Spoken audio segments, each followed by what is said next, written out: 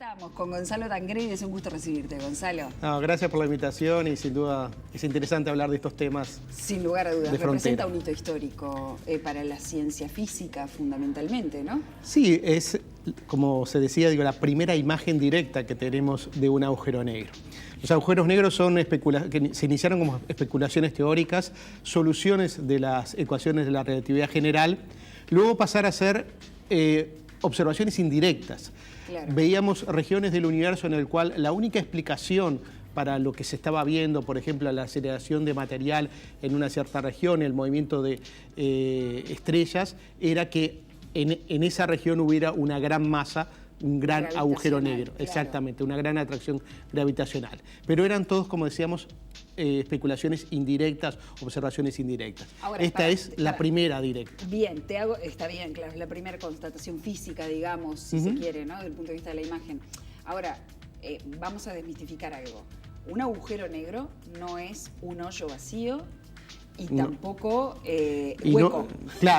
Tampoco hueco y tampoco necesariamente lo que se ha venido hablando justamente más de la ciencia ficción, una puerta hacia otras dimensiones del universo o una puerta del espacio-tiempo. ¿Qué es lo que sabemos del agujero negro? Que en realidad todavía sabemos muy poco. Es que es una región en la cual hay una concentración de masa tan grande que la atracción gravitacional hace que ni siquiera la luz a muy alta velocidad pueda escapar de eso. Entonces, de ahí el término de agujero negro, porque al interior de esa zona no podemos saber que existe, porque ni siquiera la información a través de la luz puede escapar de esa. Y por eso tenemos ese límite del cual se habla, que es el horizonte de sucesos. Claro. El horizonte de sucesos marca el límite exterior al cual podemos recibir información, interior del cual, no sabemos que existe. Porque ni siquiera las ecuaciones de la física, tal como las conocemos hoy en día, pueden explicar exactamente qué es lo que puede haber al interior de un agujero negro.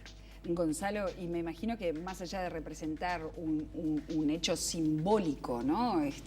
Para la ciencia, también hay una complementariedad. Esto no fue que una antena de un laboratorio descubrió. Hay 8 laboratorios supranacionales a nivel mundial trabajando con teradatos, intercambiando esto y pudiendo decodificar y diciendo, bueno, eso es un agujero negro. ¿Cómo se llama? Tan importante como la observación en sí es la metodología que se utilizó para estas observaciones.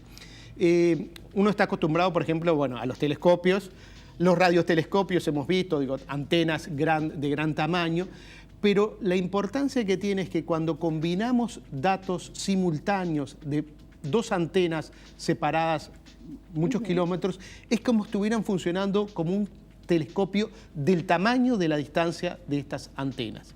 Entonces estamos hablando de antenas que estaban distribuidas por todo el mundo, desde Hawái, el continente en Estados Unidos, en Arizona, México, España, Chile, el continente antártico, la Antártida. Entonces, trabajando estas antenas en forma simultánea, combinando, como tú decías, terabytes de datos, correlacionando esa información, es que se puede obtener imágenes de muy alta precisión, de muy alta resolución angular.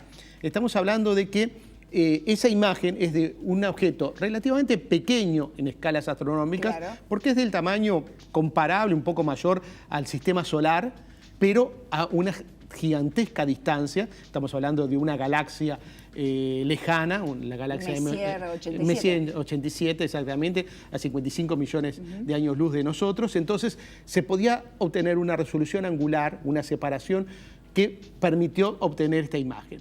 Pero a su vez también cabe precisar que no estamos hablando de una imagen completa.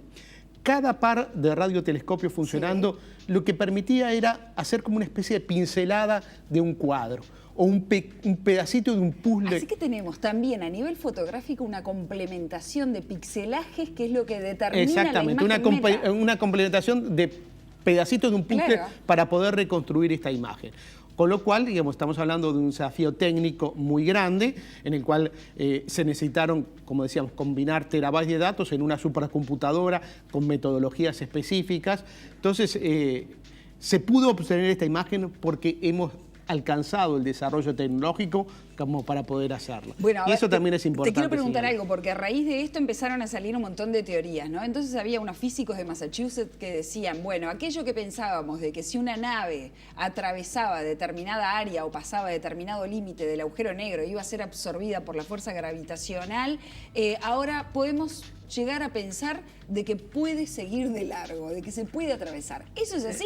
Algunos lo calificaron de un disparate. Sí, no está de acuerdo con las teorías físicas más aceptadas. O sea, ¿qué es lo que ocurre? Hay una atracción gravitacional tan grande que chupa todo el material. Claro. Ese círculo de color naranja, amarillo que vemos alrededor del agujero, lo que es plasma, gas a muy alta temperatura y a muy alta velocidad, ingresando hacia el agujero negro, atravesando al interior de ese agujero el horizonte de sucesos y no sabemos qué es lo que pueda ocurrir al interior de eso. Claro, de hecho, bueno, la velocidad en que las partículas se acercan a ese núcleo y estamos hablando de velocidades relativísticas, claro, o sea, velocidades próximas a la velocidad de la luz. Claro, y que esa velocidad puede llegar a ser una de las variables sustantivas para poder determinar la masa de ese agujero negro. Exactamente, sí. De esa es la forma indirecta que antes identificábamos la presencia de agujero negro. O sea, veíamos zonas en las cuales había gas,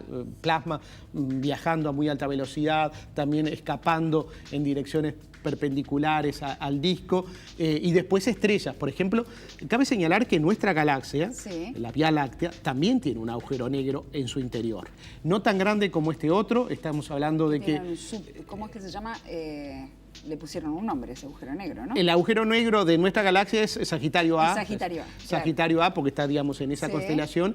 El agujero negro de nuestra galaxia es de 4 millones de masas solares. Ajá. Estamos hablando de 65.000 masas solares. 65.000 millones de masas solares. O sea, muchísimo más grande que el agujero negro de nuestra galaxia. Claro, ahora cuando nosotros hablamos de agujeros negros y de tamaños, que los podemos dividir en tres, son tres, ¿no? Básicamente, los pequeños, los estelares y... Exactamente. Están los...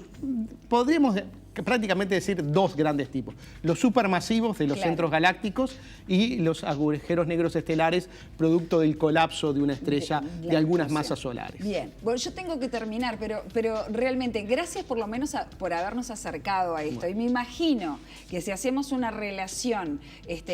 podemos relacionar la masa de un agujero negro con el movimiento de las partículas cuando son atraídas hacia su centro.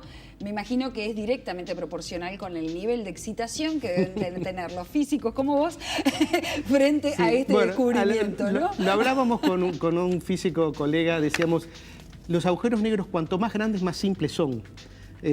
Parecería que menos características particulares, y este sería un caso, y por eso se pudieron obtener esas observaciones. Gonzalo, adelante. Avanti Versalieri, que la historia parece que está en el espacio, ¿no? Gracias por haber venido.